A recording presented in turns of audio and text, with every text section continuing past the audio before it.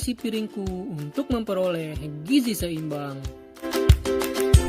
Apa itu isi piringku? Gerakan isi piringku adalah slogan sekaligus edukasi dalam rangka pemenuhan gizi seimbang dalam sajian satu kali makan. Namun, di era yang modern ini, terkadang kita abai dalam hal pemilihan makanan. Seperti sering konsumsi makanan instan, sering mengkonsumsi junk food, dan mempunyai pemikiran yang penting kenyang. Padahal, gizi sangat penting dalam pembangunan nasional berkelanjutan. Apa saja sih permasalahan gizi di Indonesia? Menurut survei demografi dan kesehatan Indonesia, pada tahun 2012, anemia pada ibu hamil akibat kurang gizi menyebabkan kematian 359 per 100.000 kelahiran. Selain itu, berat bayi lahir rendah di bawah 2.500 gram diperkirakan ada 350.000 bayi tiap tahun. 7,8 juta dari 23 juta balita stunting.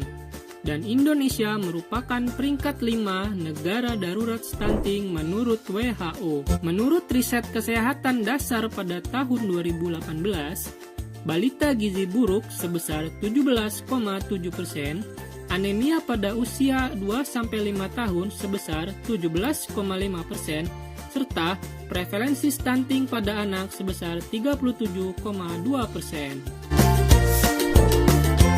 Menurut survei dunia pada tahun 2014, 1,9 miliar orang overweight, serta 600 juta orang obesitas. Indonesia juga tidak luput dari obesitas. Survei riset dasar Indonesia mengungkapkan bahwa kenaikan obesitas sangat signifikan di Indonesia, mulai dari pria, wanita, serta anak-anak. Isi piringku, solusinya. Isi piringku adalah program yang digagas oleh Kementerian Kesehatan pada tahun 2014 yang dirumuskan dalam Peraturan Kementerian Kesehatan Nomor 41 Tahun 2014 yang bertujuan untuk menggantikan pedoman gizi sebelumnya, yaitu 4 sehat 5 sempurna yang dianggap tidak relevan lagi. Pengganti 4 sehat 5 sempurna yang dianggap tidak relevan lagi. Kenapa? Karena konsep 4 sehat 5 sempurna yang terdiri dari makanan pokok, sayur mayur, lauk pauk, buah-buahan, serta susu sebagai pelengkap, tidak terdapat panduan berapa banyak jumlah yang harus dimakan. Sehingga menimbulkan kesalahpahaman di masyarakat tentang konsep 4 sehat 5 sempurna ini. Contoh kasus seperti ini, jikalau seseorang makan dengan nasi, lauk pauk, serta sayur seperti gambar tersebut, porsi nasi dan lauk terlihat lebih banyak ketimbang sayuran, dan terlihat pola makan ini tidak seimbang. Apakah berdampak bagi tubuh? Tentu saja. Jikalau seseorang makan dengan pola makan seperti ini, dari hari ke hari, bulan ke bulan, bahkan tahun ke tahun, akan menimbulkan obesitas dan penyakit degeneratif seperti penyakit jantung, diabetes, serta hipertensi, sehingga berakhir di rumah sakit.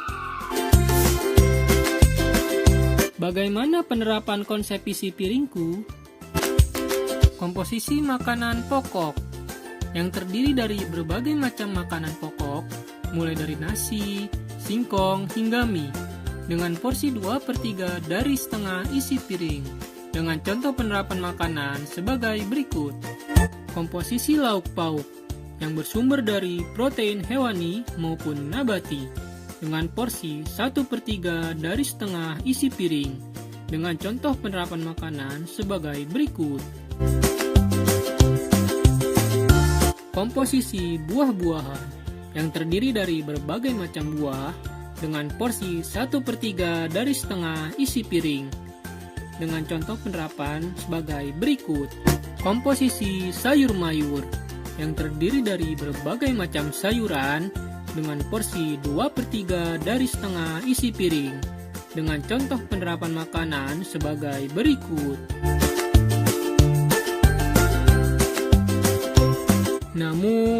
isi piringku saja tidak cukup. Harus diimbangi dengan olahraga teratur.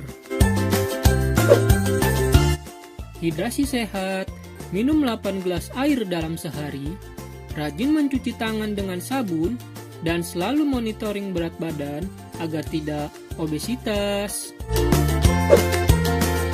Dampak konsep isi piringku dalam kehidupan, salah satunya yaitu produktivitas yang meningkat, serta harapan hidup yang lebih panjang. Mulai sekarang, yuk perhatikan asupan gizi yang masuk dengan penerapan konsep isi piringku untuk hidup yang lebih sehat.